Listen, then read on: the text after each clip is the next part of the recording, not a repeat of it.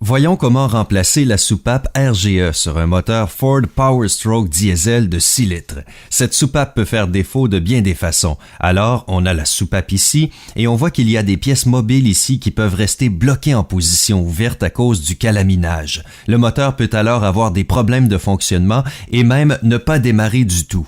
La soupape qu'on a aujourd'hui est bloquée en position fermée, ce qui a généré quelques cas d'anomalie. On va donc remplacer cette soupape.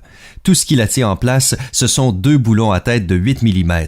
Le problème, c'est qu'il y a sûrement beaucoup de calamine sur l'axe ici et qu'il va falloir un peu plus d'effort pour la retirer. Bon, certains utilisent un outil spécial, mais parfois, il suffit de la tourner d'un côté et de l'autre et d'insérer un levier en dessous ou d'utiliser cet outil qui est en fait un type de pied de biche à crochet. Alors allons-y et débranchons le connecteur électrique, enlevons les 2 boulons et voyons l'effort qu'il faudra déployer pour enlever cette soupape. Alors nous y sommes, on a débranché le connecteur et on a enlevé les 2 boulons.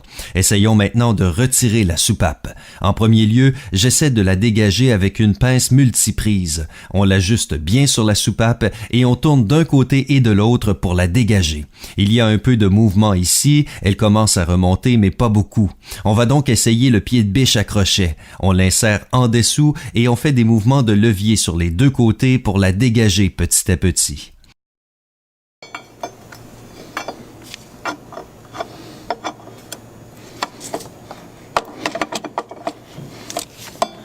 Voilà, juste en dégrippant le premier côté, on l'a dégagé entièrement. Si on l'examine, on peut voir qu'elle n'est pas très encrassée par la calamine, mais en sortant de l'alésage, le joint torique s'est arraché. On voit aussi que cette soupape était bloquée en position fermée juste à cause d'un tout petit peu de calamine. Alors, allons-y et remplaçons cette soupape. D'abord, il faut s'assurer de nettoyer l'intérieur pour enlever tous les résidus de calamine dans l'alésage. Voilà, il ne reste plus de calamine, mais en fait, on a utilisé un aspirateur pour éliminer toutes les particules à l'intérieur pour s'assurer qu'elles ne restent pas emprisonnées dans la nouvelle soupape ou même qu'elles circulent jusqu'au refroidisseur RGE. Alors maintenant que tout est bien propre, on prend notre nouvelle soupape RGE et avant de l'installer, on applique un peu d'huile moteur fraîche ici pour lubrifier les joints toriques. Il faut éviter d'utiliser de la graisse à la silicone parce qu'elle va endommager ces joints toriques. Maintenant que tout est bien lubrifié, on peut insérer la soupape dans l'alésage. Mais je le répète, il ne faut pas forcer pour l'insérer.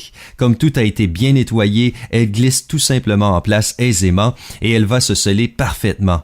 On installe maintenant les 2 boulons, on rebranche le connecteur, on supprime tous les codes d'anomalie et c'est tout. Ce véhicule est prêt à prendre la route.